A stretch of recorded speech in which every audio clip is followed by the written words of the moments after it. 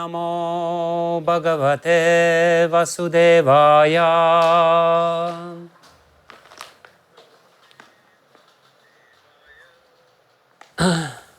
Narayanam namaskritya Naram cheva narottamam Devim sarasvatim vyasam Tato jaya mudirayet Nashta prayeshva bhadreshu Nityam bhagavata sevaya Bhagavad-gītā shloke Bhaktir bhavati naistiki Yam pravrajantam anupetam apeta krityam dvaipayana Katara juhava putreti tanmayatayo Taravo binedus tam sarva bhuta hridayam Munimanatosmi. Okay, Hare Krishna. I am very happy again to be with you, even though I don't see you and don't understand what's going on there. But I hope you can hear me. To remind you where we are in our structural studying of the topics of Śrīmad-Bhāgavatam, we've been talking about Śrīmad-Bhāgavatam in general, and we touched to a certain extent the 9 lakshanas or 10 lakshanas, 10 topics of Śrīmad-Bhāgavatam. And then we started discussing one canto after another canto after another canto, trying to understand what is the main message of this canto. We already stated many times that ultimate message of Śrīmad-Bhāgavatam is described in the 10th canto of Śrīmad-Bhāgavatam, in Krishna Charita, in the description of life story of Krishna. But to understand it properly, we have to prepare our consciousness and we have to remove certain misconceptions which are very prominent within our mind. Especially because we are brought up in this modern scientific, rational, so to speak, society. And sometimes, devotees, they kind of believe in Śrīmad-Bhāgavatam, but this phase it doesn't go very deep. When it comes to the practical application in our life, we still remain atheists. So that's unfortunately a very commonly spread phenomenon. So we covered the first canto, which is the Adhikari-tattva, the canto which very beautifully describes the qualification to understand Śrīmad-Bhāgavatam, to understand the message of Śrīmad-Bhāgavatam. Only if we have, the spirit of service to the speaker of Śrīmad-Bhāgavatam, to the spiritual master, only if we are very sincere in this approach and try to listen very carefully, trying to understand not only the logical content of his speech, but the greater truth behind it, which is the main message of Śrīmad-Bhāgavatam, then we will be able to very quickly realize Śrīmad-Bhāgavatam as Maharaja Parikshit exemplified in his life. Within just 7 days, he understood everything. He became completely, totally happy. His consciousness expanded unlimitedly. He basically, as our acharyas explain, obtained his Siddha Deha, the body of a cowherd girl in Vrindavan. oh, there is something is going on which is not very, according to the first canto, is not very desirable. There is some interruption. The listening, according to the first canto, should be uninterrupted. That's very important. That's a qualification to understand Śrīmad-Bhāgavatam. So, yeah, he obtained the body of a gopi, and he went to the spiritual world, and that's basically the desired result which could be expected from our study of Śrīmad-Bhāgavatam. But again, to achieve this result, we have to really comply with the conditions which are delineated there in the book itself. So the second canto, as we said, was describing the principles behind sadhana. What is sadhana? How this sadhana ultimately brings us to the goal of our aspirations, to the goal of all our endeavors.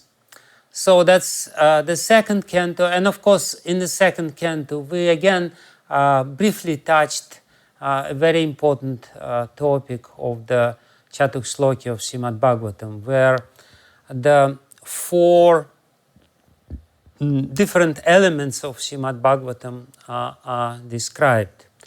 The Bhagavad-tattva, Maya-tattva, Prayojana-tattva, and Sadhana-tattva. These four truths are explained in Chatuk Shloki of Śrīmad-Bhāgavatam. And then we came to the third canto of Śrīmad-Bhāgavatam, and then there was a little digression in our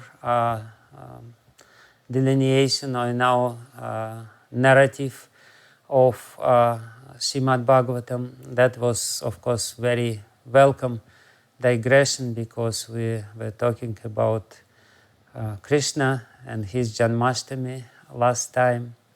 And we also, at that time, tried to establish the fundamental role of two main verses. Main in the sense that they are key verses to understand the message of Śrīmad-Bhāgavatam. The first one is from the second chapter of the first canto, 11th verse, Vadanti tat-tattva vidas-tattvam yajñānam advayam brahmeti paramatmiti bhagavaniti shabhyate. And the half, actually it's not even two verses, 1.5 verse, is from the third chapter of the first canto, Krishnastu Bhagavan Svayam Atechamsha Kalah Pumsa, Krishnastu Bhagavan Svayam. So today, according to our design or according to our syllabus, we were supposed to cover the fourth canto and maybe fifth canto, then sixth, seventh canto, to understand what is the role, what is the message, and what it is supposed to do. I will explain very beautifully how it happens today, hopefully, if we will have little time. But I decided today, instead of going to the fourth canto, to present to you the philosophy of creation, which is repeated in the second and third canto 7 times. Sometimes in a very detailed way, sometimes quite briefly in abridged version, but still it's repeated again and again and again, and then it's hinted upon in other cantos of Śrīmad-Bhāgavatam, and then it's repeated again 2 or 3 times in the 11th canto of Śrīmad-Bhāgavatam.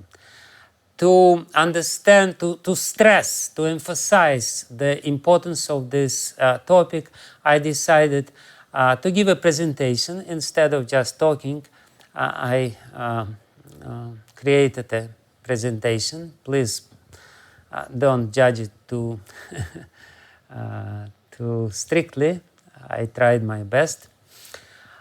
So I will explain this philosophy of Sankhya, because as we spoke about 2 lectures back, This philosophy is very much necessary for us to understand, to deal properly with the energy of the Lord.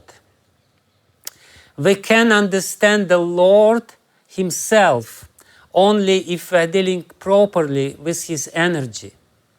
The Lord is adoksaja. He is not available to our senses at this moment of time, but He is avyakta.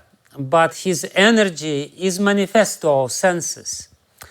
And if we understand that the Lord is behind His material energy and deal with it appropriately according to this philosophy, then very quickly our consciousness will be purified. On the contrary, if we forget about this connection between the energy and the energetic source, the Lord Himself, and deal with it separately, then it will become the source of bewilderment for us. It's Maya. It becomes Maya. As soon as we cut the connection between the Lord and His energy and try to enjoy this energy separately from the Lord instead of using it to serve the Lord, then immediately the bewilderment process takes place and we become entangled in the chain, in the endless chain of cause and effect, which is called karma. So that's why I thought, let's do it again. I'm sure you all know very well how we are created, but still, let's go through it. And I'm also sure that perhaps there will be some interesting points which we will discover while going through it. So I will read a verse from the fifth chapter of the third canto of Śrīmad-Bhāgavatam, which is very beautifully describes a particular problem which we are dealing with. It's 29th verse of the third canto, 5th chapter. Mahat-tattvaṁ vikurvāṇād, ahaṁ-tattvaḍ vyajāyata, kārya-kāraṇa-kartrātmā, bhūtendriya-mano-mayaḥ, vaikārikas taijasaś, tāmasaś cety ahaṁ tridhā. Mahat-tattva, or the great causal truth, transforms into false ego, which is manifest in three phases: cause, effect, and the doer.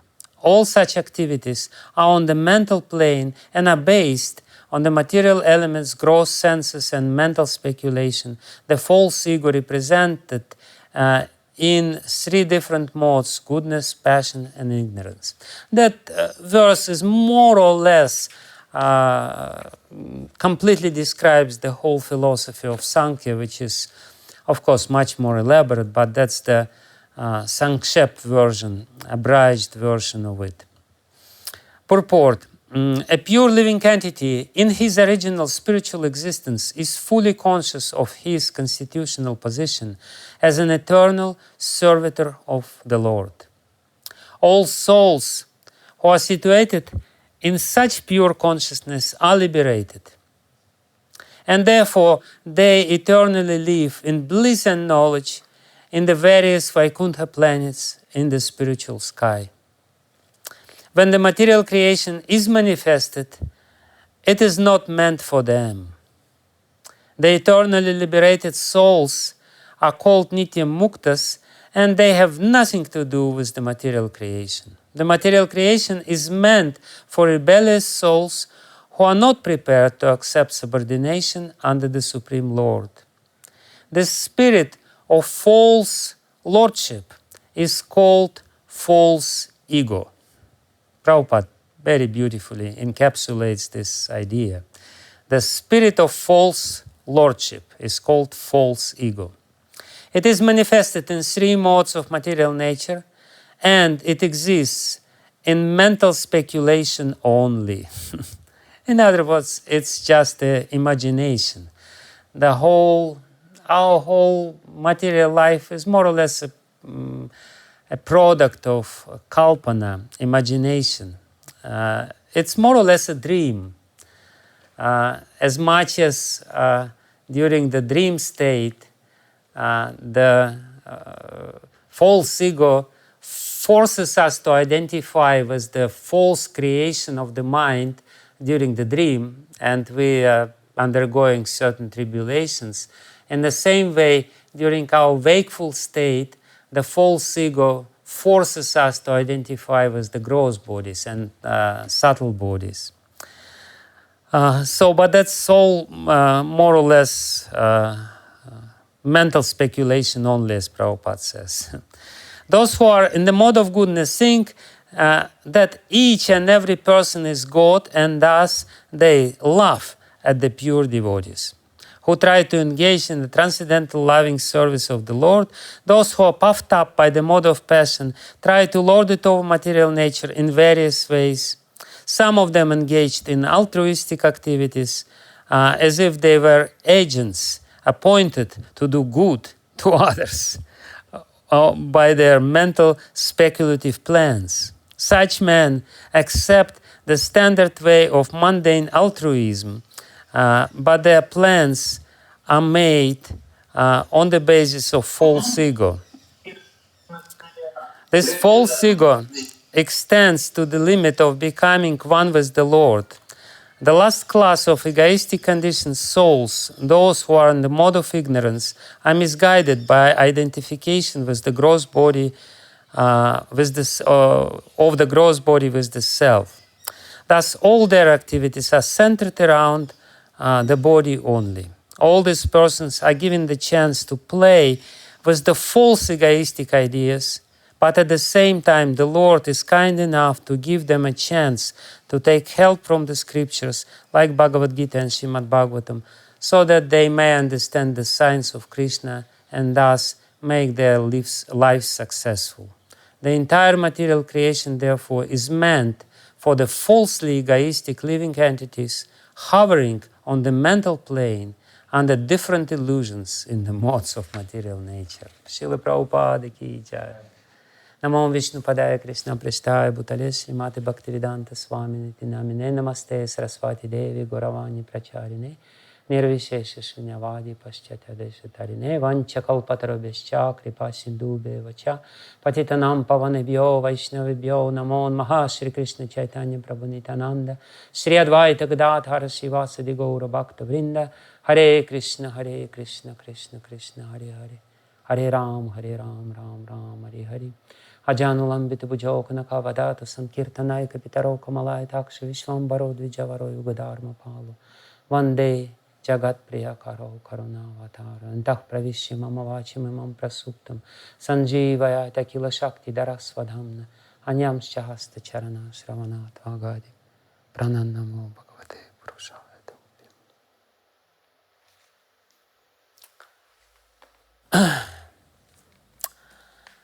So let's start our delineation or deliberation on the philosophy of creation. Sarga, primarily we will touch the first creation, the creation of the elements of this material world according to Śrīmad-Bhāgavatam. So the main point which Śrīmad-Bhāgavatam, it doesn't work, unfortunately. The PowerPoint doesn't work. Okay. So the main point which Śrīmad-Bhāgavatam is trying to prove is beautifully described or encapsulated in the sutra of Vedanta Sutra, Atma-kriteh parinamat. The world is parinama or transformation made of himself. The Lord himself has become the world.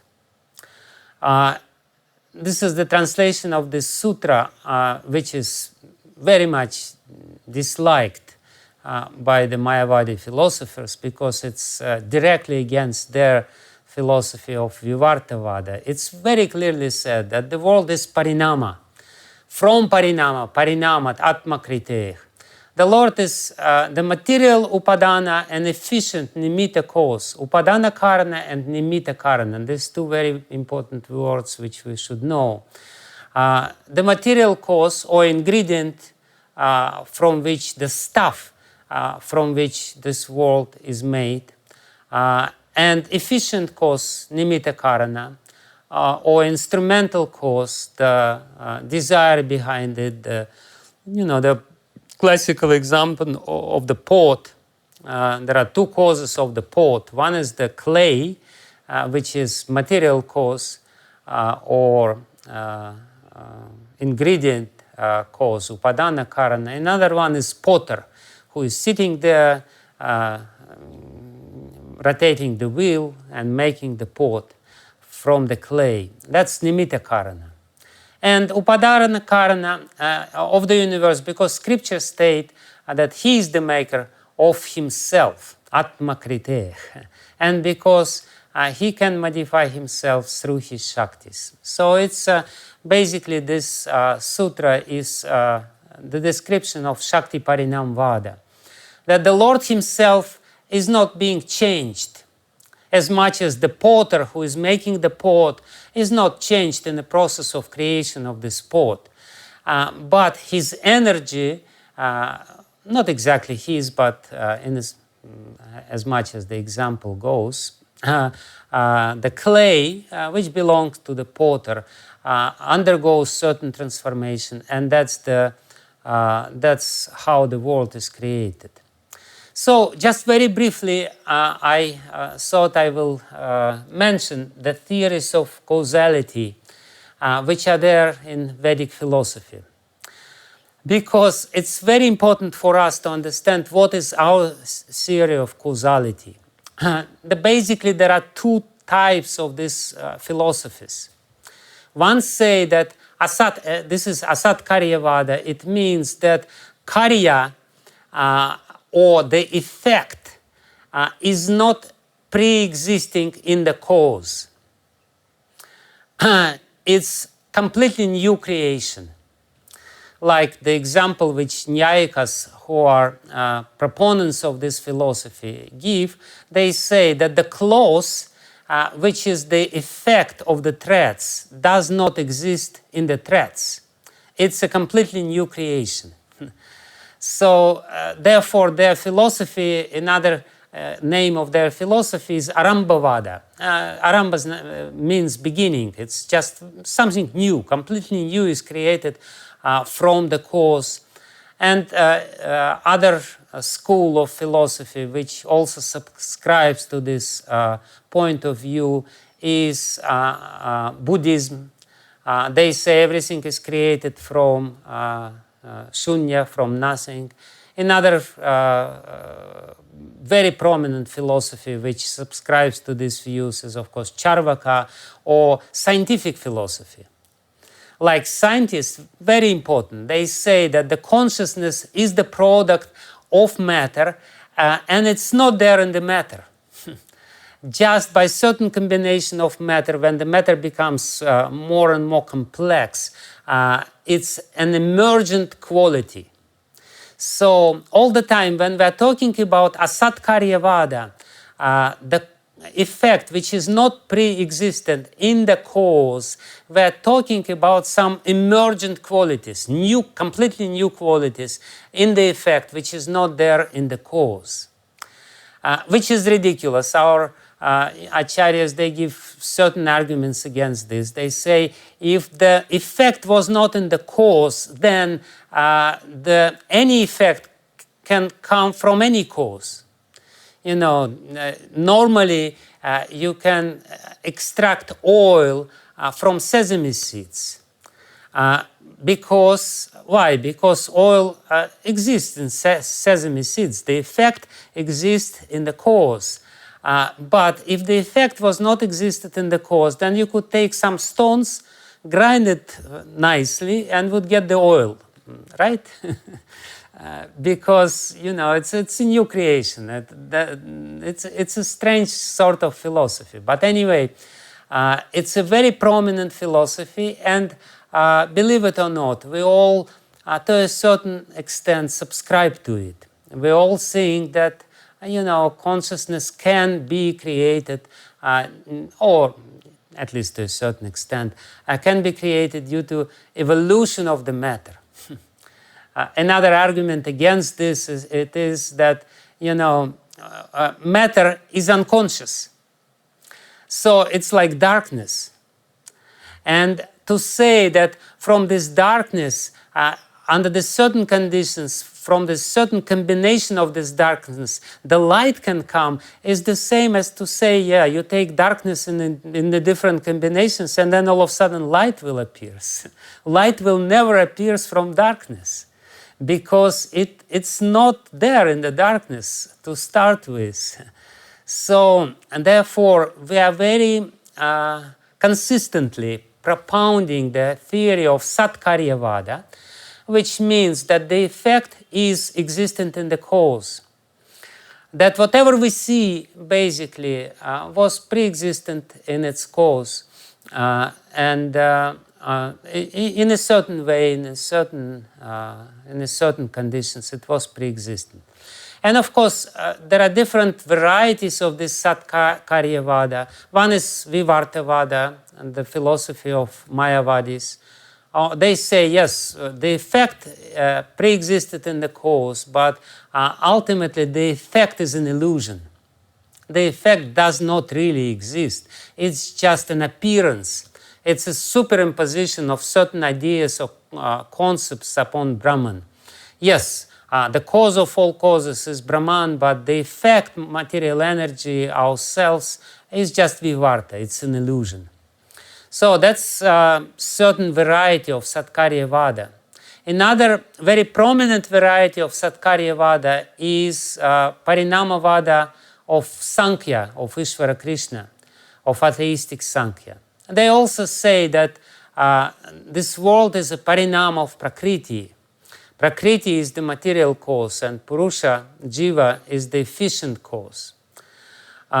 But we don't subscribe to this philosophy either. Our philosophy is called Shakti Parinamavada. Yes, parinama or transformation takes place when the cause is turned into effect, but what is being transformed, Shakti is being transformed, or the energy of the Lord is being transformed, material energy of the Lord is being transformed, and it creates this variegated creation. So basically, very clearly we have to understand that God is the matter of which His energy, He is the matter of which this world is created, and He is the designer of this world. He is the idea or the brain behind this world. So and Lord is always playing in the spiritual world with His Chit Shakti. But He is not always playing with His material Shakti. Sometimes His material Shakti becomes avyakta, unmanifest, and sometimes it manifests. Basically, this temporary material creation which we are dealing with and which we are a part of is sometimes it undergoes transformation, sometimes it's avyakta, sometimes it's vyakta, sometimes it's destroyed and goes into unmanifest stage. Sometimes it manifests, but it's always there. It's an eternal energy of the Lord. It just undergoes different transformations, specifically this manifestation and not manifestation. And then, of course, in Chaitanya Charitamrita, I will not dwell into this, describes how the transcendental Lord Krishna in Krishna Loka, in the highest abode of the spiritual life, of the spiritual world, he transforms into his first expansion, not transforms, but expands into his Vaibhava Prakash, who is Sri Balaram, whose appearance we celebrated a couple of weeks before. And then the first Chaturvyuha, Vasudeva, Sankarshana, Pradyumna, Niruddha is very important. And then 24 forms of Narayana from the second Chaturvyuha Vaibhav Vilas, that's not what we are interested in. And then, Balaram Sankarshan, from him, Mahasankarshan comes forth. He is coming. This is the Lord in Vaikuṇṭha. And then from him, Mahavishnu or Karanadakashaya Vishnu comes. So here is a very interesting point. I need to take away how to get rid of this stuff. Okay. So this is how it is described in the 5th chapter of the 3rd canto of Śrīmad-Bhāgavatam. Very interestingly. It is said that the Lord, when his material energy is sleeping, feels somewhat incomplete. The Lord, the undisputed proprietor of everything, was the only seer, drashta. And he na apashyat drishyam. He didn't want to look into this drishyam or material energy. Na apashyat. The cosmic manifestation was not present at that time because the Lord just didn't look.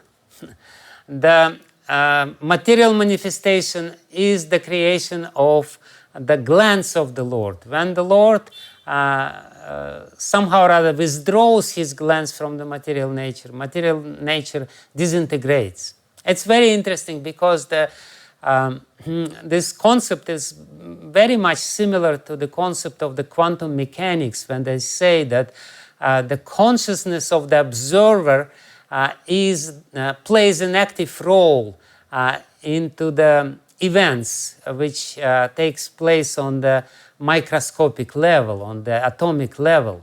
If the observer observes this, certain events take place, certain events will not take place.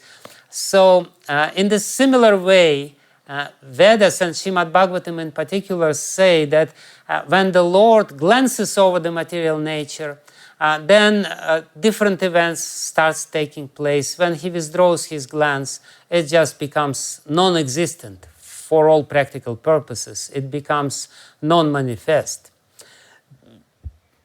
But it's very interesting how Prabhupada translates this. He says, and thus he felt imperfect without his plenary and separated parts and parcels. The material energy was dormant, whereas the internal potency was manifested. He was asuptadrik. The Lord who is drashta, he didn't sleep. He was always engaged in the playful activities in his spiritual world, but the material world was sleeping, supta shakti. His material energy was in this state of blissful sleep, but the Lord thought, no, something is wrong. And Prabhupada, he very beautifully explains this.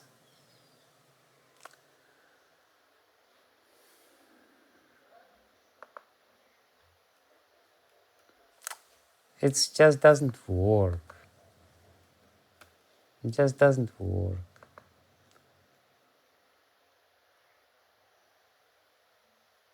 Yeah, Prabhupada very beautifully explains this in the Purport.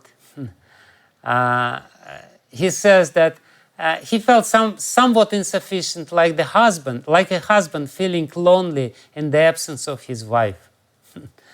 This is a poetic simile. The Lord wanted to create the cosmic manifestation to give another chance to the conditioned souls who were dormant in forgetfulness. Basically, all these souls were sleeping when the material energy is in this unmanifest state.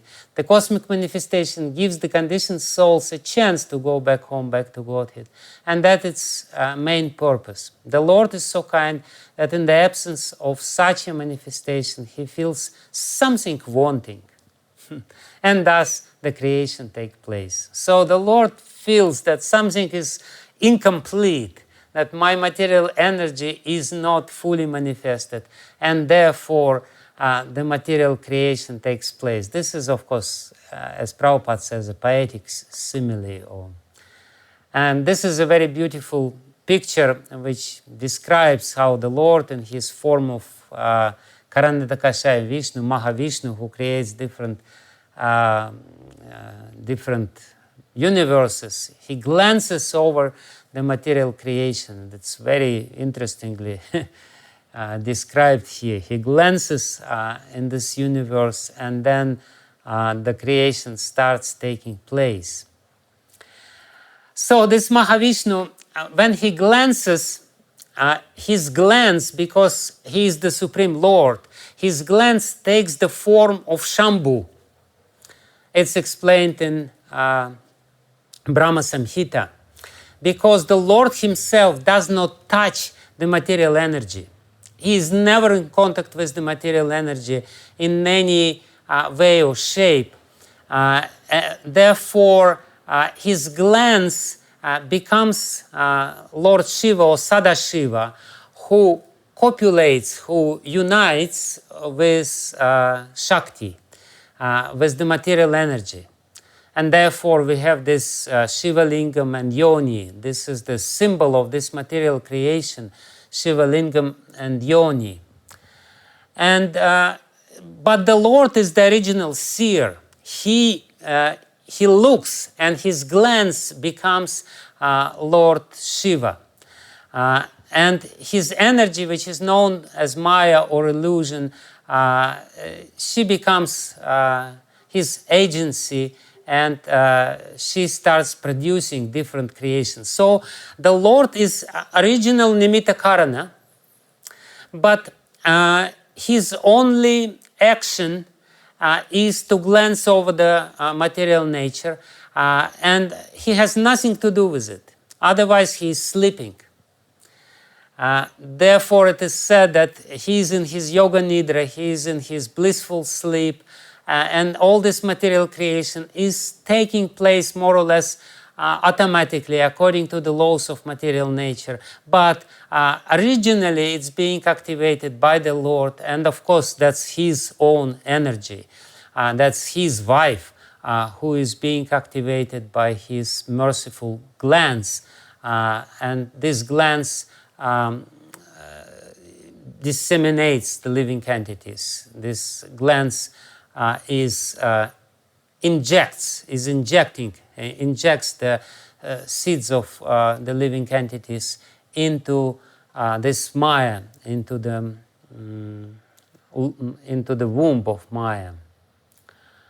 So, yeah, and therefore the material energy, before it becomes manifest, it's called by different names. Sometimes it's called avyakta, because it's not manifest. Sometimes it's called pradhana. Pradhana means the great potential, because all the potential is there, but the potential is not realized. So this is the meaning of the word pradhana. And sometimes it's called prakriti. Prakritim prahur. It is called as a prakriti sometimes. It's just depending. So we have to know different nomenclatures, different names, or different synonyms. But basically, that's the state of material nature where the three modes of cause and effect are in complete balance. The three modes of material nature in this primordial state, when it's not manifest, is completely balanced and totally neutralized. Nothing is happening. So the glance of the Lord disturbs this balance. And by disturbing this balance, the creation starts taking place, and the Lord, as I said, by his glance, injects the seeds of the living entities, the jivas, with their karma, which were not manifest and sleeping in his body, into the material nature, but it takes place like the union between Shiva and Durga, Sadashiva or Shambhu and Durga, as in this beautiful picture. Sadashiva and Durga, they unite together, and the creation takes place, and that's basically what the scientists call Big Bang. What is Big Bang? Big Bang is when the unmanifest material energy all of a sudden becomes manifest, and different creations start place. And you can imagine, how much energy is there in the Lord's glance. It's a tremendous source of energy, and when it unifies with the material nature, then it's really Big Bang. So the Big Bang definitely takes place in a certain way. That's when the Lord glances over the material nature. And he's Viryavan, he's potent. Viryavan, Virya means semen. He is potent, and he is Viryamadhata.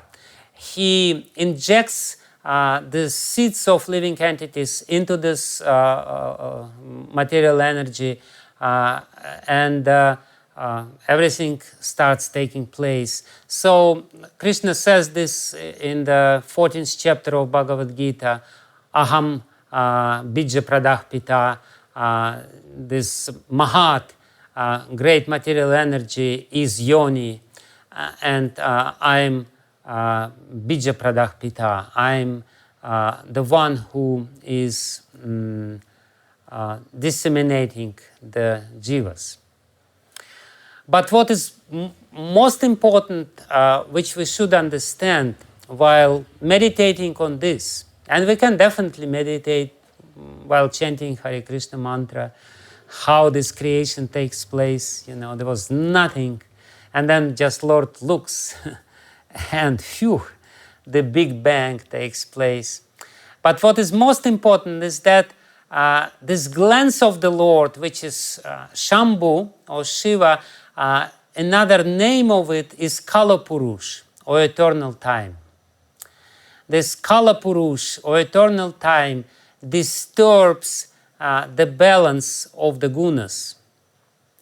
And this is the definition of time, beautiful definition of time, which is given in the 3rd canto of Śrīmad-Bhāgavatam.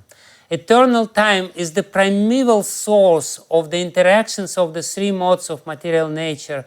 It is unchangeable and limitless, and it works as the instrument of the Supreme Personality of Godhead for his pastimes in the material creation. In other words, Lord does not touch himself, but through the medium of the time of his glance, or Shambhu, whatever you call it, he uses this as the instrument. That's the instrument. What Lord wants to achieve by this instrument, he wants to give us the chance to enjoy, and he wants to give us the chance to become frustrated totally in our attempts to become happy in this world, and ultimately strive for liberation and achieve liberation through the process of devotional service. So this is the first definition of the time. That's the willpower of the Lord. The willpower of the Lord behind everything which is happening. When we go to an astrologer and we ask astrologer what is in store for me in the future, we basically ask what is the will of the Lord. And ultimately, we have to try to meditate on this. This is very important meditation for every devotee, that whatever is happening with me, behind this is the will of the Lord. Benevolent will of the Lord. Not just some cruel will of some cruel creature, no, but merciful will of the Lord behind everything. So this should be our meditation. Whatever is happening with me, whatever is coming to me, this is something, this is the Lord is talking with me. The Lord wants to say something with me. Even though He is not talking directly because it's an indirect manifestation of the Lord, nevertheless, it's the will of the Lord. So that's the first thing. And kala is time. Time made possible our birth in this world, and time will make sure that we will die. And we will have to accept this inevitable death with gratitude and with a lot of feelings. You know, it's basically this meditation on the time as the will of the Lord have to make us grateful to the Lord, to bring our gratitude to the state of very strong emotion which will guide us in this life. And then another definition of time, which is very common in Śrīmad-Bhāgavatam, kalo guna kshobhakaha. Kala is the disturbing element in the gunas. He is always disturbs the gunas. You know, sometimes we look and we just wonder what's going on in the world. It's just time disturbing the gunas. Sometimes the time brings tamaguna on the top, and sattvaguna is suffering. He is the loser. And sometimes rajaguna is more prominent. Sometimes, rarely in Kali Yuga, sattvaguna is prominent. And we say, you know, the world is crazy. No, the world is not crazy. It's just that time is disturbing gunas and stirring up different gunas. And in the same way, the time is stirring up gunas in our mind. Because our mind consists of three gunas. As much as our body consists of vata, kapha, and pitta, three doshas, our mind consists of sattvaguna, rajaguna, and tamaguna. And we know, you know, in a few hours, when the sun will be going down, the tamaguna will be prominent. Why? Because the time will make it prominent. And because tamaguna will be prominent, we will go to sleep. And then at one point, well, sattvaguna will become prominent, we will wake up. We are waking up not because of the alarm clock. It's a misconception. If the sattvaguna would not be prominent at that time in our mind, alarm clock would not help. We would continue sleeping very peacefully. We would not even hear the alarm clock. But because kala is constantly regulating the gunas, the cycle of the gunas, disturbing the balance of the gunas and bringing different gunas into different positions of prominence in this material world, then everything takes place, the creation takes place. So this is what kala is doing. And when we take our individual life, we also sometimes think, you know, sometimes we think, oh, my goodness, was I stupid at that time? Why was I so stupid at that time? Because of kala. Kala, who is the agent of daiva, of our providence, activates tamaguna at a certain point, and we become completely bewildered. We become totally stupid, and we cannot do anything. We cannot help anything. We're just stupid, and we create stupid things. Or sometimes we're rajasic, sometimes we're tamasic. Of course, this is not an excuse to say that, you know, what can I do? Time is doing this to me. No, but we have to understand that, yes, there is this influence of time, and we have to harmoniously alienate ourselves with the time. It basically means that when the tamaguna is prominent, we shouldn't go to discotheque and try to agitate the rajaguna. We should go to sleep. And when sattvaguna is prominent, we should not continue sleeping. In the morning, we should wake up and start chanting our rounds. We should go into this rhythm with the time And this is the way to serve the Lord. This is a part of our service. Why sadhana is so important according to the time, because it's our service to the will of the Lord. We are trying to harmonize ourselves with this force of the time. That's the second definition of the time, which I brought to you. And the third definition of the time is kalayati sarvamiti kalaha. It's a etymological description or definition of the time. Kalayati sarvamiti kalaha. Kala is something which puts everything to end, puts limit, kalayati. Kalayati basically means it measures everything. It measures our life. It says, yes, that's time. Forget it. Finish. Enough is enough. That's it. So it puts the limit of everything which is there. By the way, if you want to have this presentation, I will be happy to share it with you. And that's basically for you. So, but what I want to say now, this is very, very important and very, very beautiful point of Śrīmad-Bhāgavatam. That's from the 10th canto, not from the 3rd canto, but still it's very consistent with everything which is there in the 3rd canto. This is a beautiful verse which actually is the key to the whole understanding of what's going on with us in our life. It describes two divisions of Maya. As I said, the Lord Himself is the nitya-karana and upadana-karana of this creation. He is the efficient cause and material cause of this creation. But when He activates Maya, Maya himself become upadana-karana. Of course, she always was upadana-karana, but she becomes also nimitta-karana. The Lord gives the initial push, the initial, how you say, initial push, initial impetus to creation. But then nimitta, the efficient portion of Maya starts working. That's very important to understand, because sometimes devotees, they become a little bewildered.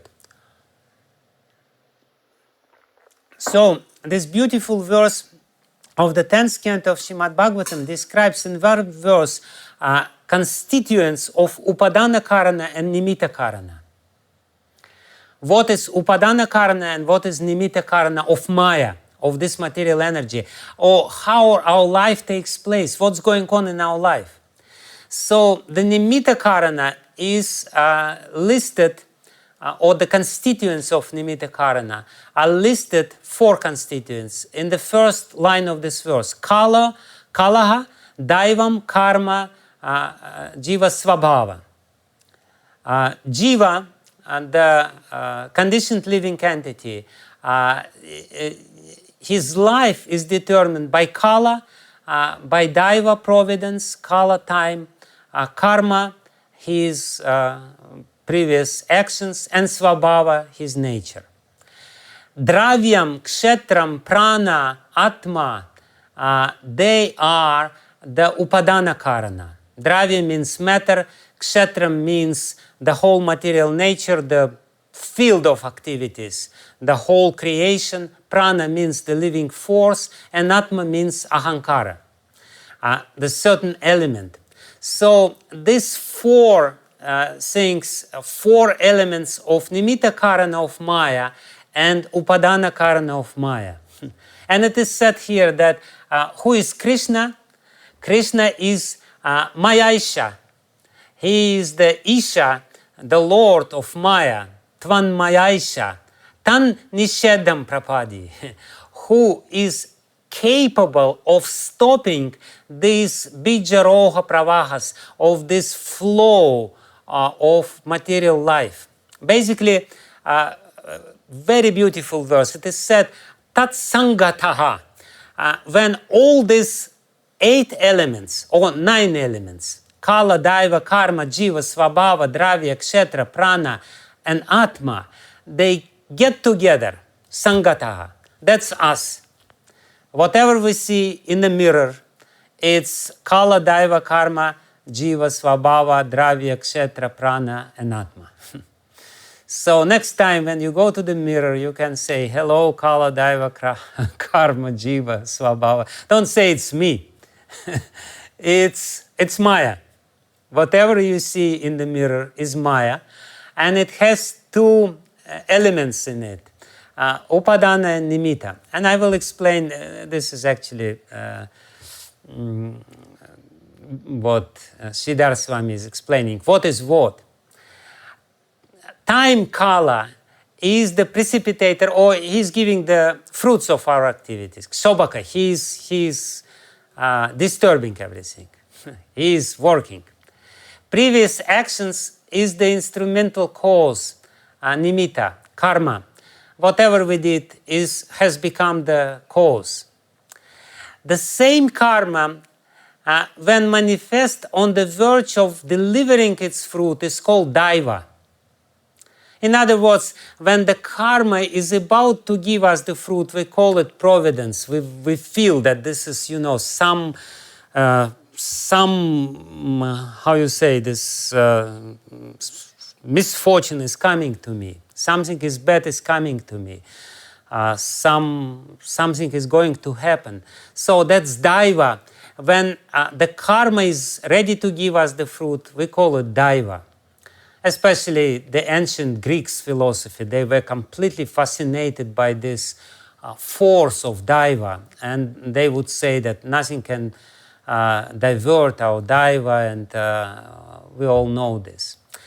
And then innate disposition, svabhava, is made of unconscious impressions left by karma. In other words, we are working. When the karma is about to bring fruit, we call it daiva. And when the karma is the constituent of our unconsciousness, subconsciousness, different tendencies. Somebody is angry, somebody is very benevolent, somebody is very lusty, somebody is very envious person.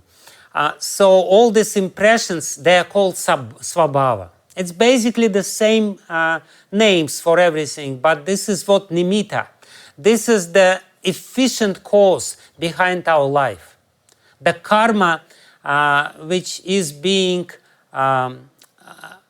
enveloped during our life, this is what is taking place in Maya.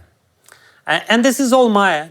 This is all material energy. Material energy gives us the chance to realize all these things. Then the jiva, the entity, the conditioned living entity, she is in between, or he is in between, and these two attributes of Maya are acting on jiva. The first is nimitta, and the second one is the stuff, matter, upadana-kāraṇa. And that's dravya. Dravya means subtle elements, which we will now understand. Then the kshetra, which means the whole prakriti, whole material energy. Vital force, prana, or sutra. And then ahaṁ-kara, or atma. And ahaṁ-kara is the matter, but at the same time, it's kind of in between. It belongs both to nimitta-kāraṇa and upadana-kāraṇa. It's the matter, ahaṁ-kara, and it's also semi-conscious, so it has the impetus inside. I will explain this a little later, but just to give you the idea how Śrīmad-Bhāgavatam beautifully and very consistently explains this material creation. This is the whole understanding which we should have of our life. And basically, when the prakriti, the balance of the gunas in prakriti is disturbed, the first prakriti gives rise to mahat-tattva, which is predominantly sattvic. How does it give rise to mahat-tattva? Under the influence of time. Everywhere you have to add time. Everywhere in other words, it's a machine. There is no doubt about it. The whole material creation is a very big, complicated machine. But the time is there, and the time is the will of the Lord, which is using machine for his purposes. Once one sadhu was asked, how can you prove the perfection of Lord's will? And he said, it's very easy. I can prove it very easy to you. Whenever I remember myself, it never happens as I wanted.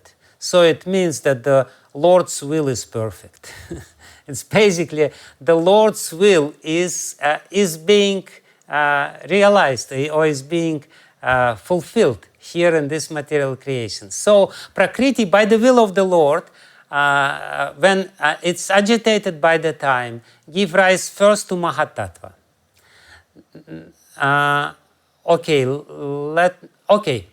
Let's talk about first mahat-tattva. So it's a very important first element when the first material element, mahat-tattva, it's a very sattvic element, and in our consciousness it's called citta.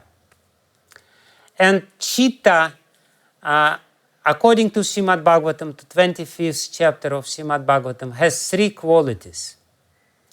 Three qualities of citta is svachhatvam, purity, avikāritvam, changelessness, and shantatvam, peacefulness. So the first material element, which is predominantly sattvic, which we have inside us as contaminated consciousness, but it's very slightly contaminated consciousness, is called citta or mahat-tattva in the universal scheme of creation. And this mahat-tattva is very peaceful, very pure, completely changeless, and this is what Sri Chaitanya Mahaprabhu means when he says Cheto Darpana Marjanam.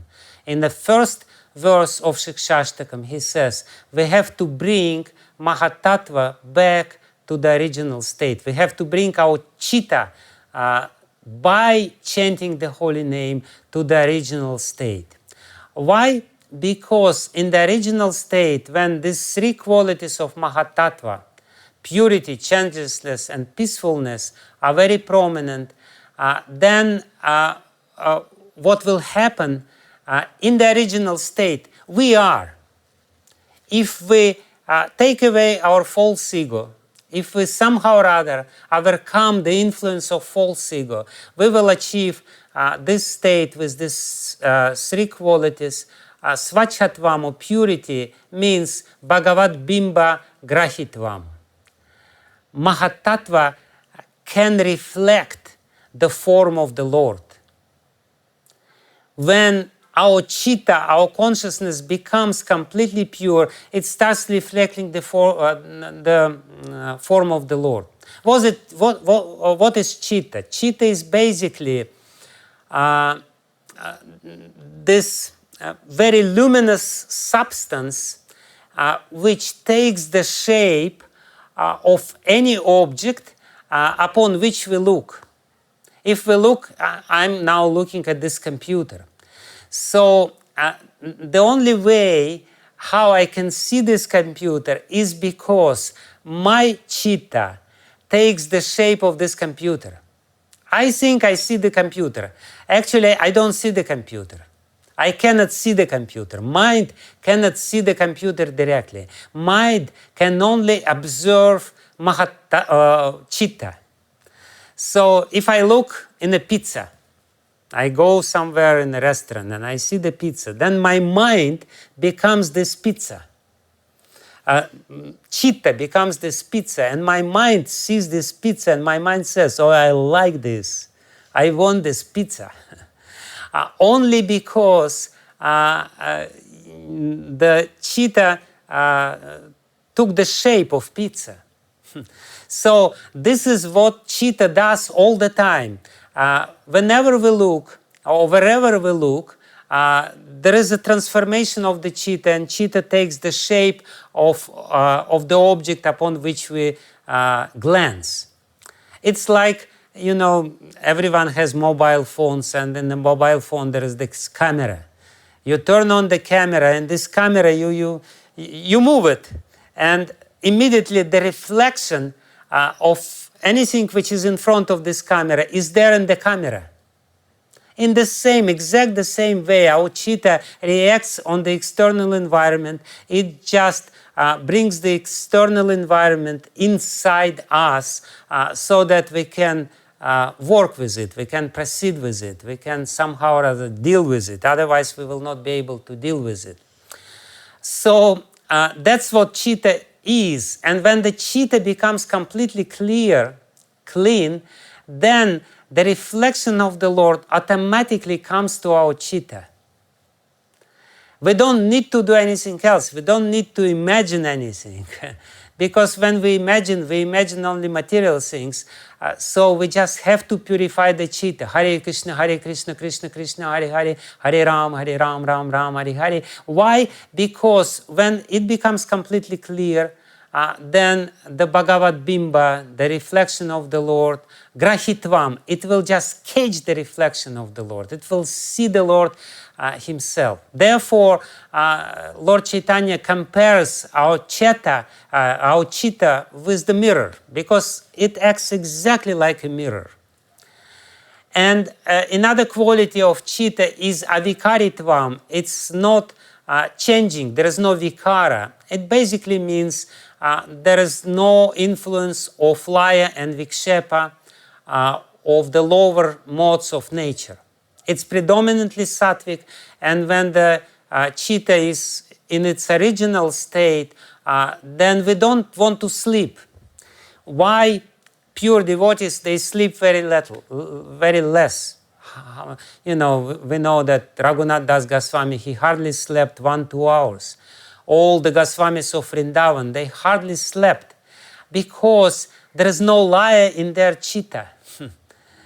Laya means sleep.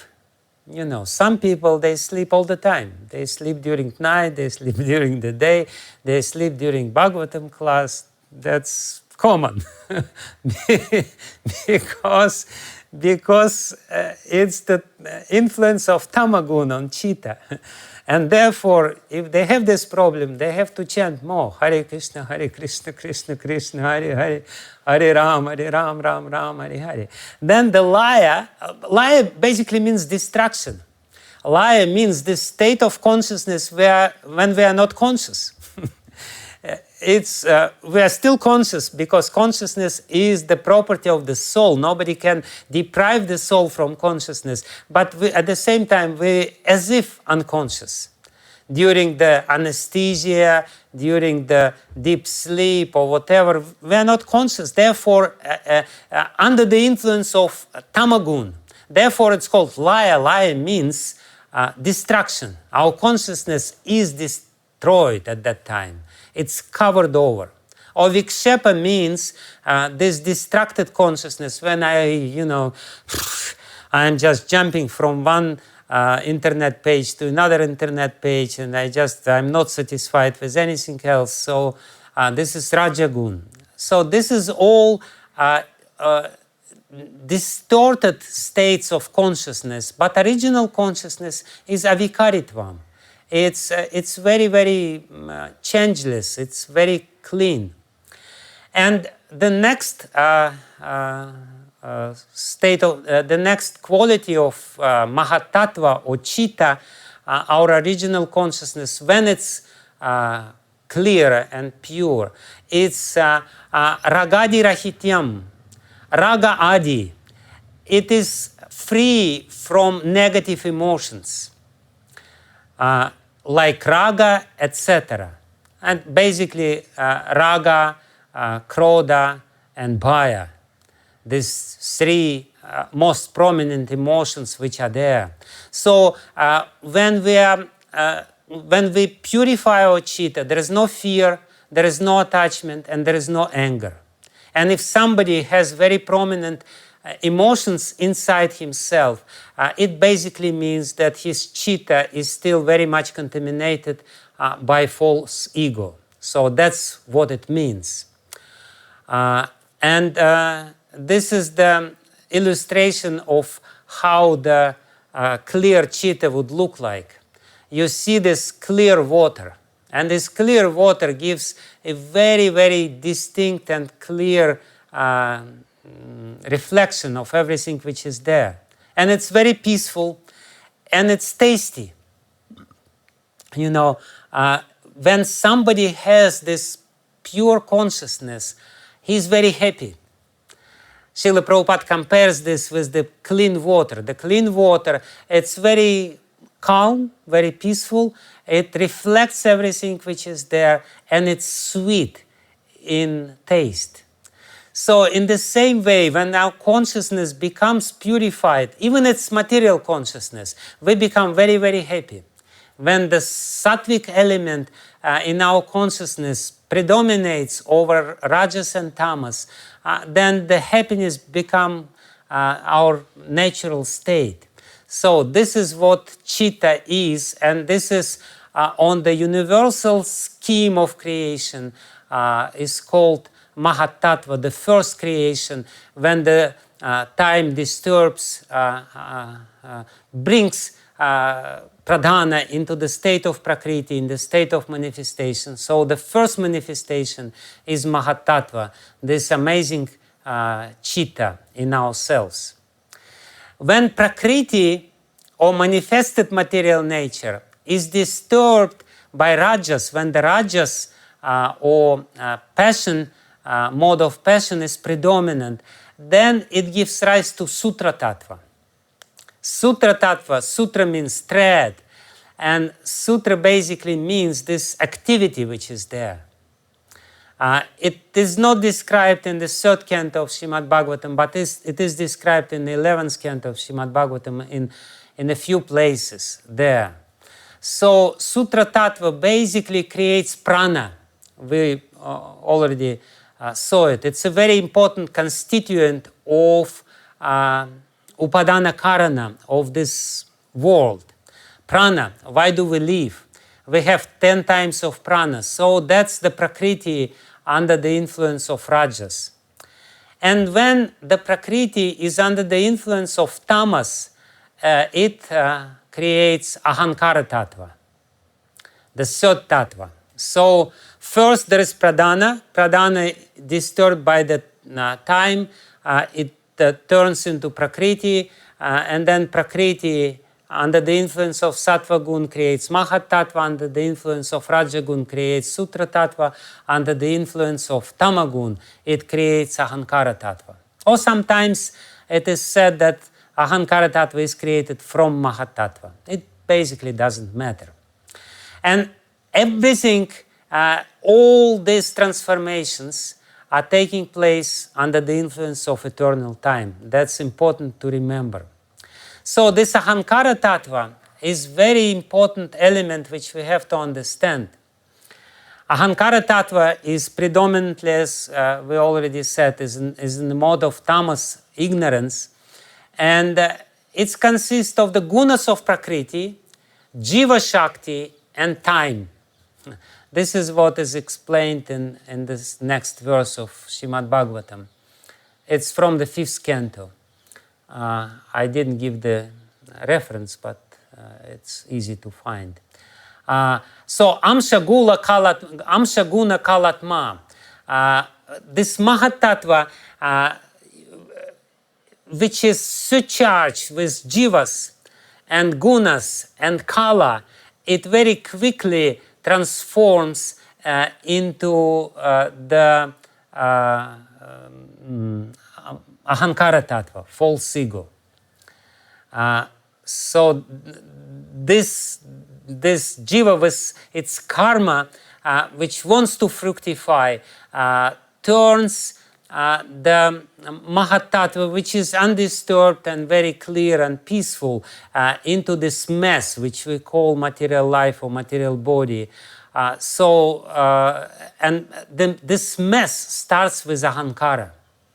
ahaṁ-kara is an extremely important element in this whole scheme of Sankhya, which we have to very thoroughly understand what is ahaṁ-kara, what is false ego. So we have this very clear, translucent mahat-tattva, and when this translucent mahat-tattva becomes darkened by the mode of ignorance, by tamagun, when mahat-tattva is covered by this dark cloud of vasanas, of different impressions, which we brought with us from past life, it becomes ahaṁ-kara. So immediately we don't really know, we don't see the pure mahat-tattva or pure chitta. Therefore we have to purify it by chanting Hare Krishna. And ultimately, while chanting Hare Krishna, it will destroy the false ego. Therefore, it is said that on a certain level of chanting, somebody becomes trinadapi sunichina tarori vasahishnu namani namanadana kirtanya sadahari. He becomes completely peaceful, completely happy, completely humble, completely tolerant, completely respectful. No ego whatsoever. He is ready to respect anyone. Why? Because his ego was completely destroyed by this chanting process. But when this dark cloud of false ego is darkening or clouding or covering our consciousness, then we only have little rays of light, which is sometimes coming through this consciousness, but otherwise we have the complete mess of material emotions, material ambitions, material desires, and we constantly deal with this creation of ahaṁ-kara, which we brought ourselves. So basically ahaṁ-kara, it consists of vasanas, of all the impressions, very deep impressions, and we bring it with us. The little poor jiva, like this man who is climbing over, he takes huge burden of ahaṁ-kara. You know, this ahaṁ-kara is so big. You know, when Russia became free Russia, there were some rich people, and these rich people, they started building big palaces to themselves. And I was wondering, why do they need such a big places? And you know, I realized they have such a big ahaṁ-kara, so it just doesn't fit into a small kitchen. You know, it needs more space. So it's a big burden, and it's very dark. That's what we have to understand, and that's the reference point. We will, at the end, we will see beautiful pictures how Ayurveda explains this whole thing. This ahaṁ-kara actually limits us. It's the tamasic boundaries of our consciousness. And when our consciousness becomes more pure, it becomes expanded. But it always expands up to the limits of ahaṁ-kara. You know, somebody, like Prabhupada explains this in the purport which we chant, somebody may, you know, I am a very altruistic person. I am doing some welfare activities. But that's his ahaṁ-kara. It's bigger. It's bigger than the ahaṁ-kara of a person who is concerned only with his own interest. But still, it's false because it has the tamasic boundaries, tamasic limits, and it's basically the false expression of my particular desire to lord it over material nature. Therefore, it's tamasic from beginning to end, and therefore, in any spiritual discipline, we have to be very careful about ahaṁ-kara. If the false ego becomes strengthened, fortified, enforced, reinforced by certain activities, certain things, we have to stop this. If something which we are doing is reinforcing our false ego, we have to really stop it because it's very counterproductive. And that's the last 10th offense to the holy name.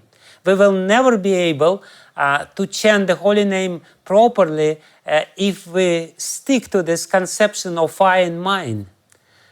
This ahaṁ-mameti concept, when it's there, we will always be offensive in our chanting. So therefore we have to practice freedom from ahaṁkara. And therefore we have to know what ahaṁkara is. And the verse which we read with you, this is the verse on the screen, if you see it, it's called that ahaṁkara has three constituents, kārya-kāraṇa and kartrātmā. Kartrātva? kārya-kāraṇa-kartrātmā. And so kārya basically means the subtle senses, the sense perceptions. Karana means this body or gross senses. And kartrātva is the sense that I am doing this. Basically, what it means, why Prabhupada translates is, it's mano-mayaḥ. It's all taking place in the mind. When we are interacting with this world, we identify with the senses, with this body, and there is very exciting process. We go to supermarket and we buy a lot of different things, and we think how successful I am, how happy I am.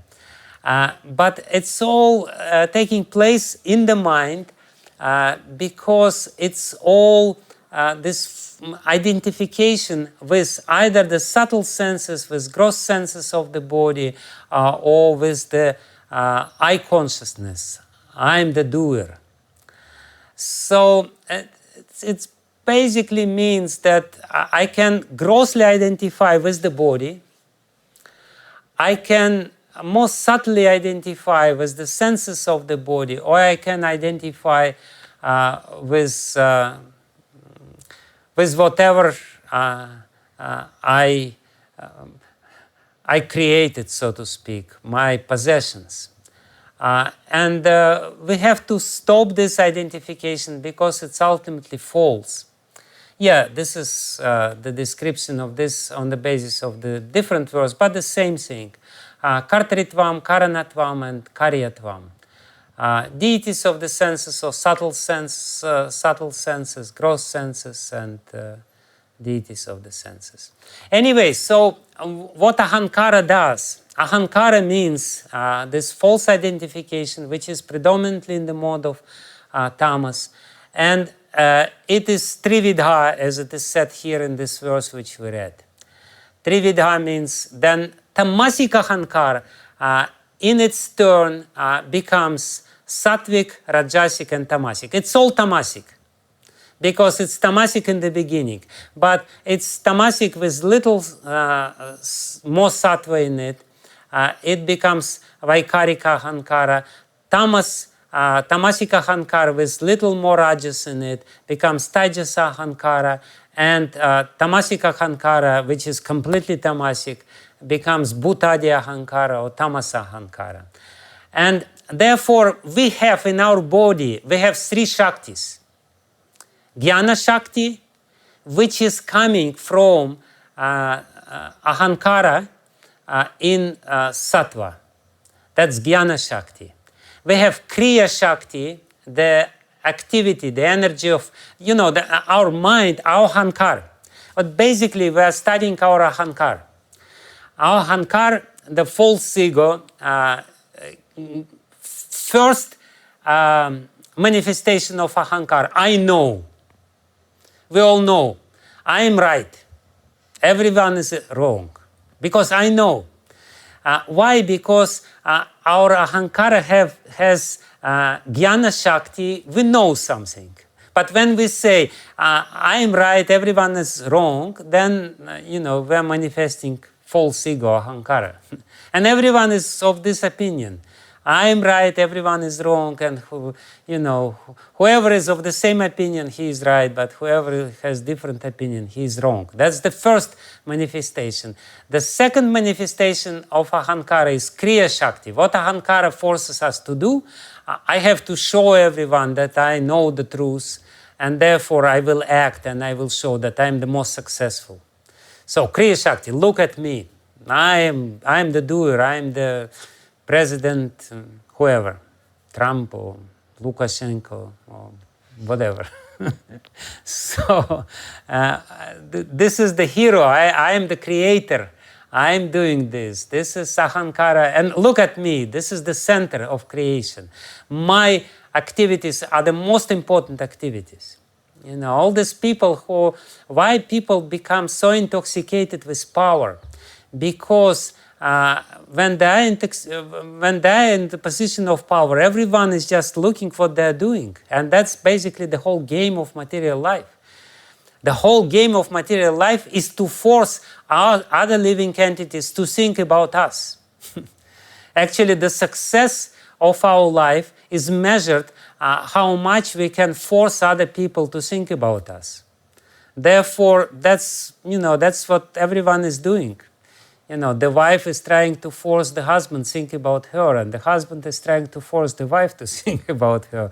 And the little baby is more successful because everyone thinks about him. So that's what is going on. This is Kriya Shakti. Look at me. What am I doing? I remember we once had a prasadam, and we were sitting on the floor. There was probably around 20-25 devotees, many devotees around this prasadam on the floor. And then there was little baby. He was at that time maybe 2 years old, or less than 3 years old, maybe 1 year old or whatever. And he was trying to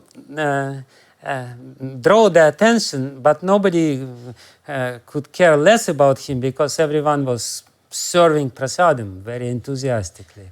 So ultimately what he did, he just kind of made his way, and he stood right in the center of this prasadam together and looked around. Just look at me. I'm here. I'm the center. You're not looking in the proper place. Here I am.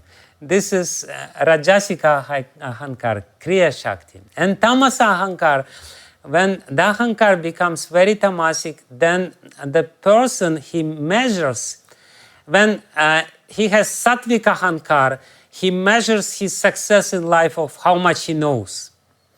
He is very knowledgeable person. When the person has rajasic ahaṁ-kara, he measures his success in life by how much he achieves, his achievement, all his different, but when his ahaṁ-kara becomes tamasic, then he measures his success in life of how much he owes, how much stuff, how much dravya, how much matter is around him. So this is very tamasic manifestation of ahaṁ-kara, which is a very tamasic itself, but that's tamasic in square. So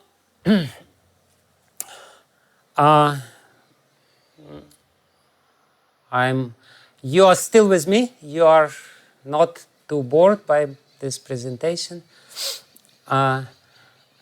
I will very quickly go through the rest because I wanted to say something very important about how it is very practical what we study. We already got the point how we should clean our citta, and to which extent we should clean our citta. To the complete cleanliness when there is no ahaṁ-kara whatsoever, which is the state of nishta.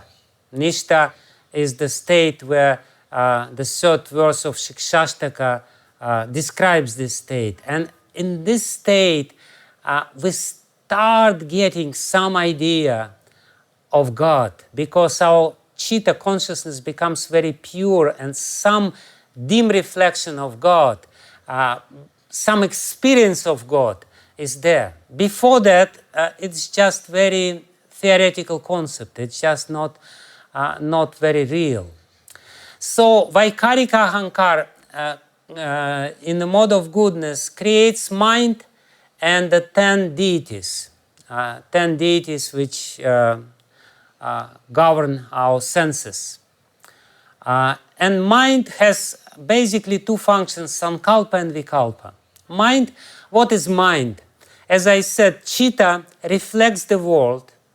Citta takes the shape of certain objects, and mind looks at this shape and comparing with the previous experiences which we have, with the subconscious mind, says, oh, this I like and this I don't like. Basically, these two functions of the mind, this I like and this I don't like, accepting and rejecting, sankalpa and vikalpa. Basically, this whole scheme of Sankhya is explaining the process of interaction with the world, perception, cognition of the world.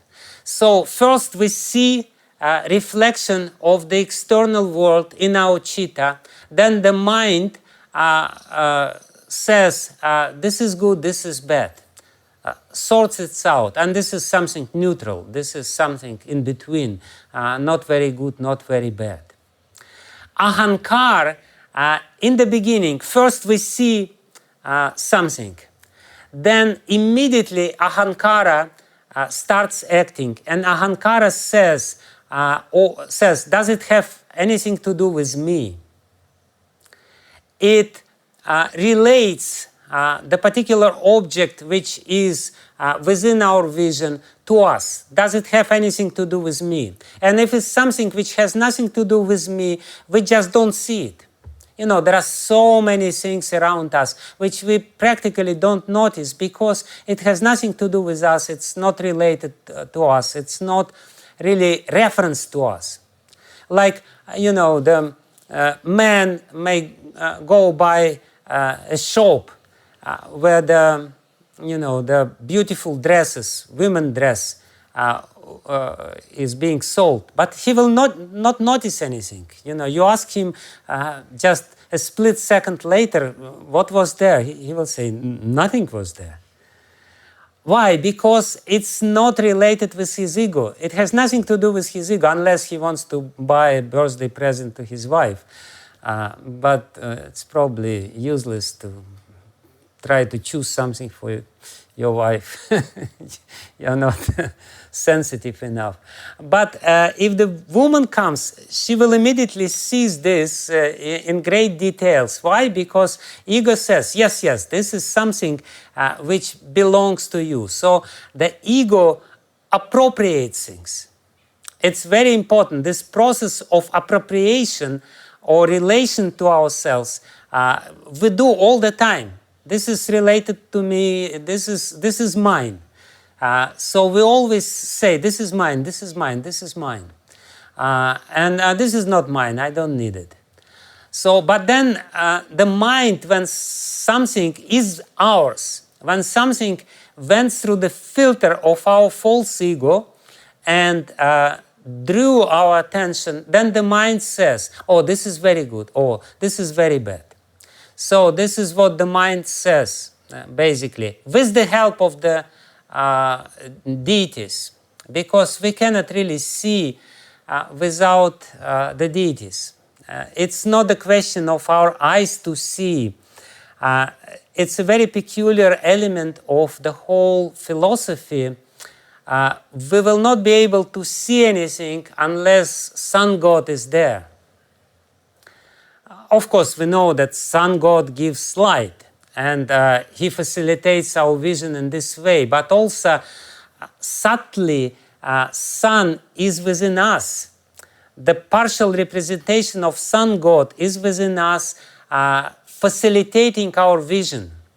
Therefore, you know, if the vision becomes blurred, we have to purify, you know, there is a process of curing some diseases of cognition as well. in Ayurveda, which is called Daiva Vyapashraya, when we pacify certain deities. You know, we do certain yagya or certain process or chant certain mantra to this deity, and it improves our vision or our smell, olfactory or capacity or whatever. All these capacities which are there. So the 10 deities and the mind, the passive mind which sorts it out. So now taijasa ahaṁ-kara in the mode of passion gives rise to the senses, and it also gives rise to buddhi, to intelligence. It gives rise to 5 knowledge acquiring senses: eyes, nose, tongue, skin and ear, and 5 working senses: the ear, the hand, the anus, the genitals, the legs, and the tongue. The tongue is both working sense and knowledge acquiring sense. So, and this is the passion. So this 10 deities and the mind, 10 senses and buddhi from ahaṁ-kara in the mode of passion. And basically what buddhi means our cognition or perception, the clarity of our perception. When we look, it's actually very interesting. Buddhi means our ability to perceive things properly in their broader context. People have very hard time to define what intelligence is. So Śrīmad-Bhāgavatam gives a very beautiful hint what intelligence means. Intelligence doesn't mean the ability for abstract thinking. Intelligence means to recognize properly the object which is within our vision in the context, in the broader context. In the context of cause and effect relationship and everything else. So the buddhi makes sense of what we see. Chitta gives the picture of what we see. Ahaṁ-kara sorts it out according to how it relates to us. Like for example, we hear a sound, very, loud sound all of a sudden.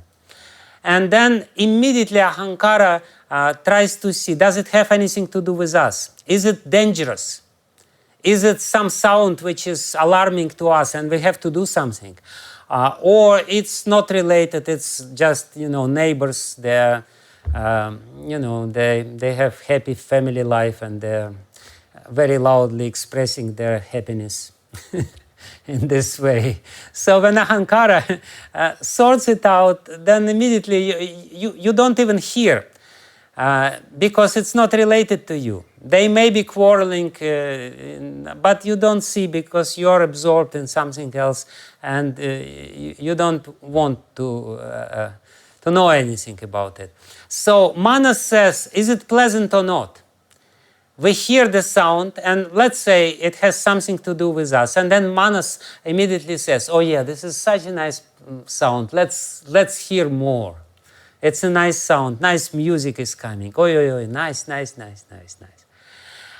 But what buddhi does, buddhi, he defines this, the element which defines what this means for us. In a broader sense. Ahaṁ-kara immediately defines whether it's dangerous for us or not. This survival instinct is there in ahaṁ-kara, in our false ego, and immediately this reaction, fight or fly, is there in ahaṁ-kara. If it's something dangerous, we will run away, and then, after some time, we will realize that it was nothing dangerous, and we will become a little embarrassed and come back. But what buddhi means, it's a more slow process. It receives some sort of signal from outside of the world, and it makes sense out of it. So therefore the buddhi is the main element which helps us to make sense out of our life. The buddhi is the main element which helps us to understand the cause and effect. The broader, the sharper our buddhi, the better our understanding of cause and effect, and ultimately we will be able to understand the cause of all causes if the buddhi is expanded. So this is another very important function, the buddhi, intelligence, the perception, and therefore, the definition of buddhi, it's not according to IQ. The test for IQ only determined certain capacities of a man, like abstract thinking, how you relate to the space and everything. But real buddhi is to understand the connection of the things, interconnections. Cause and effect, different things. The most intelligent person is somebody who sees and he sees not only the surface of a phenomenon, but the cause behind it, and the cause behind it, and the cause behind it. And the deeper I am able to see the causes or causal relationship of this phenomenon, the more intelligent I am. So therefore, this emotional intelligence is a very interesting concept, because emotional intelligence is the ability to recognize one's own emotions and emotions of other people, which are very subtle. So when your buddhi becomes very developed, then you not only see the appearances, you see the internal emotions, and therefore, and you see the causes of these internal emotions, and you relate with other people accordingly. So that's the very important element of buddhi. And that's basically And from tamasic ahankar,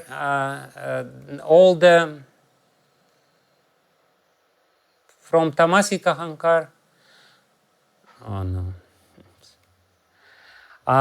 all the elements are taking place. Tamasic ahankar, it's not vaikārika, it's a mistake, it's tamasika, bhutadi ahankar.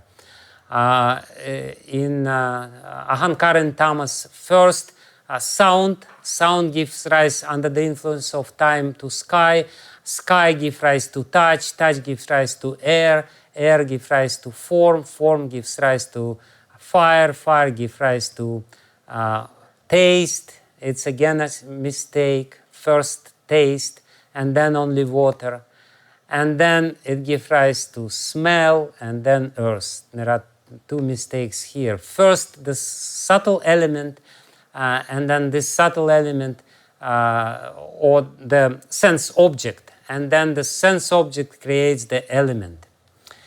So this we will not go into the details because I already talking too long. I'll give a little conclusion to this. First, this is the whole scheme of creation. Krishna looks at Pradhana. Krishna in his form of Mahavishnu looks at Pradhana. Pradhana is turned into Prakriti. It becomes revived. And Prakriti gives rise to mahat-tattva. Mahat-tattva gives rise to sutra-tattva and to ahaṁ-tattva. And ahaṁ-tattva gives rise to demigods, minds, elements, 10 senses, buddhi, and 10 objects of the senses. That's very simple sort of creation of the Lord, which is like machine, but we should not be deceived by it, should not be fooled by the appearance. We should not be, again, our desire is to make the nature exploitable, but the nature is not exploitable. If we try to exploit it, we will be suffering. So this little conclusion from the third canto, of all the physical elements, beginning from the sky down to earth, all the inferior and superior qualities are due only to final touch of the glance of the Supreme Personality of Godhead. In other words, everything takes place under the supervision of the Supreme Lord. Maya Dhyakshena Prakriti Suyati Sachara. Everything is going on under my glance. Maya Dhyakshena, Maya Adhyaksha. But let me say a few very important words which I still wanted to say. How it is related to us, because we have ahaṁ-kara, and it means that we have to see what does it have to do with us. So we studied the element of chitta, we studied the element of ahaṁ-kara, we studied the element of buddhi and manas, and they all four constitute antah-karana, the internal sense. The external world which we see around us, we can perceive only through the media of this antah-karana, the internal sense. And we don't see the external world as it is, because our internal organ is contaminated. If our internal organ is not clear, we will see only the perverted reflection of the external world, and we will not relate with it properly. Therefore, Chetadarpana Marjanam, the first and foremost duty of any living entity who wants success in life, who does not want to become foolishly successful through his ahaṁ-kara, he has to purify the consciousness and to make successful the interaction, the proper interaction. If our consciousness is not proper, we will interact in the wrong way. We will turn on our ahaṁ-kara, and our ahaṁ-kara will become violent. Our consciousness or our interaction with the world will be full of violence, anger, and all other emotions. But what I wanted to say, very interestingly, the first element which is there is the element of ether, which is called here nabhasa. And Śrīmad-Bhāgavatam defines the element of ether as pranendriyatma dishnyattvam. It's the meeting place of prana, indriya, and mind. Srila Prabhupada says it's accommodation room for external and internal existences, and the field of activities for vital air, senses, and the mind. This all take place in the ether, even though mind and the senses and the prana, they are more subtle. They act within the space, within ether. And basically it means, what is ether? Ether is the original element where the waves are created. Initially, when the Western scientists started studying this, and when they discovered the electromagnetic waves, and they discovered that the light has the nature of the waves, and these waves, they can go through the vacuum. So they said that there should be some sort of substance, otherwise what is being waved? So this substance which is waved is ether. Very interestingly, please listen very carefully. This is my last gift to you today. So this prana, indriya, and mind, they are functioning within the space. It basically means that what we will have, our mind is functioning within the space. It basically means that the mind has the nature of the waves within the space. And indriya, the subtle senses, they have also the nature of the waves, and prana has the nature of the waves. Like Nyāyikas, they say that the mind is atomic. Yogis, they say the mind is all-pervading. So what is it? Is it atomic or all-pervading? It's both.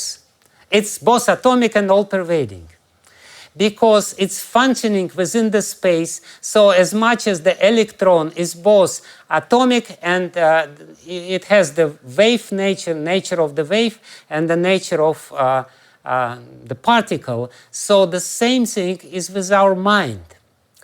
So what we will see, this is what I promised to you from Ayurveda. Ayurveda says how the mind functions.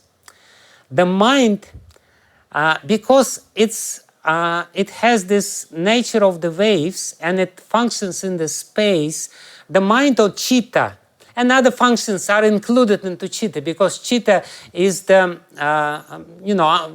when we're talking here about the mind, we're talking about antahkarana, all the elements. So when the sattva predominates, the mind becomes expanded, because the outer covering of the mind is tamasic covering of the ego. Here it is said, see, this is the orange circle is tamas. So when the mind or sattvic portion of the mind becomes expanded, we feel happiness. Because that's the nature of sattva. And normal state of mind in Ayurveda is the mind where sattva is more prominent, and this sattvic nature of the mind, when the sattva is more prominent, is the happy state of the mind. When rajas becomes more prominent, sattva becomes shrunk, like in the second picture. And tamas becomes also quite prominent.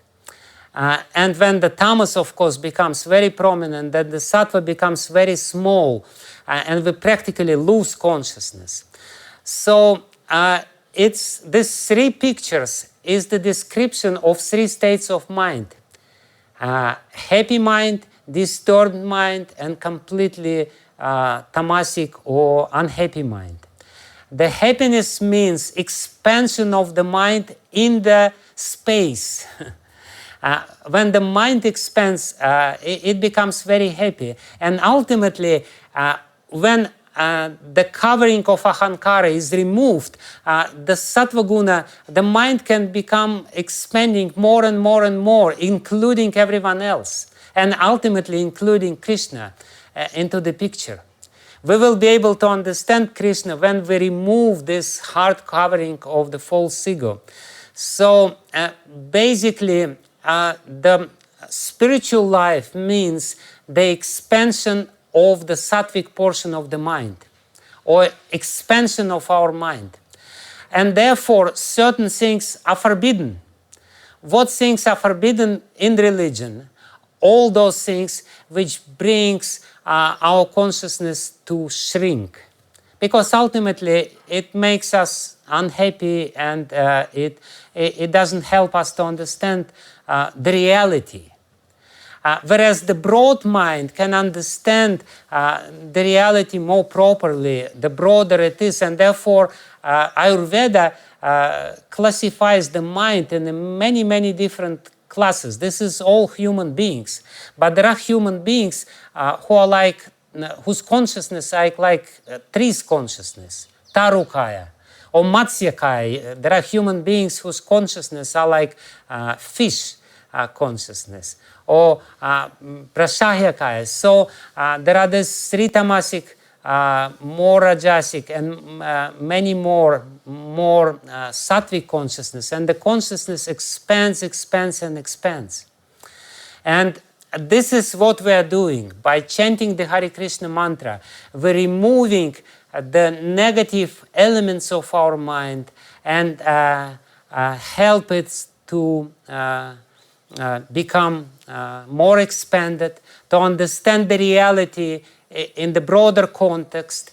And this is, when we look at this picture, we will be able to track down the contracted consciousness of people who don't understand that there is a cause of all causes, God. Because their mind is too narrow. they are too narrow-minded to understand that there is a cause of all causes. They just cannot understand this at all. So there are many more consequences, very important consequences of this scheme which I explained. The beautiful scheme of creation according to the third canto of Śrīmad-Bhāgavatam. But ultimately, it's all there to remove this misconception that I can enjoy by interacting with this material nature. If I interact improperly with this material nature, trying to get the illegal enjoyment, forbidden enjoyment, then my consciousness will only contract, it will only bring unhappiness, and it will ultimately be very counterproductive because it will bring me to the lower status of life. So I should interact with this matter, with this energy of the Lord, according to the desire of the Lord. And the Lord desires me to interact with this matter in such a way that my consciousness expands. And when the consciousness expands, I become undisturbed. Why? When the consciousness is very narrow, it's very easy to disturb somebody. If we take a little small fish, how you call it, fish pond, aquarium, fish box. Anyway, the box where people keep fishes. You know, fish bowl, yeah. So you put something little and there will be a lot of splash. But you put, or you put big fish into this small fish bowl and it will just disturb everything. But the same fish in the ocean will not disturb the calmness of the ocean.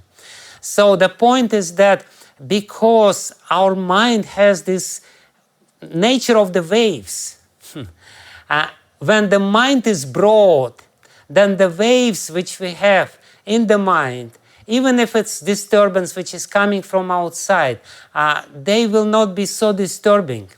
But if the consciousness is very narrow, that anything can throw us out of balance, can disturb us, can make us very agitated and very, foolish and counterproductive. So basically, it's for our own sake that we have to expand our consciousness, and the expansion of our consciousness is coming by the chanting of the holy name and by leading the sattvic way of life.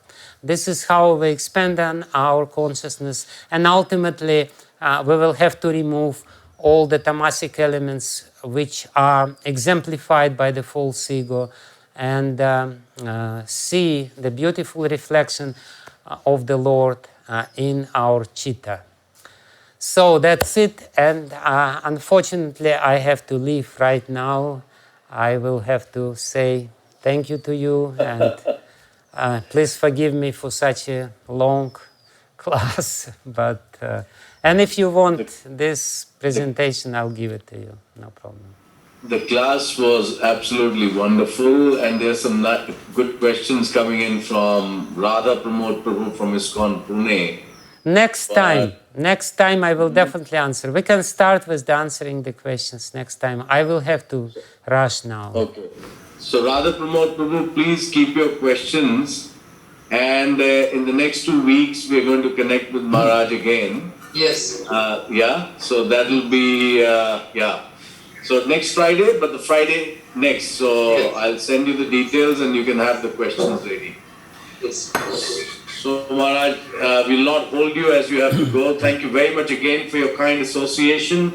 It was absolutely wonderful, in-depth, study that we did today. We have many questions. We'll begin the next session with some questions then. Yeah. Okay. Right. Thank you very much. Hare Krishna.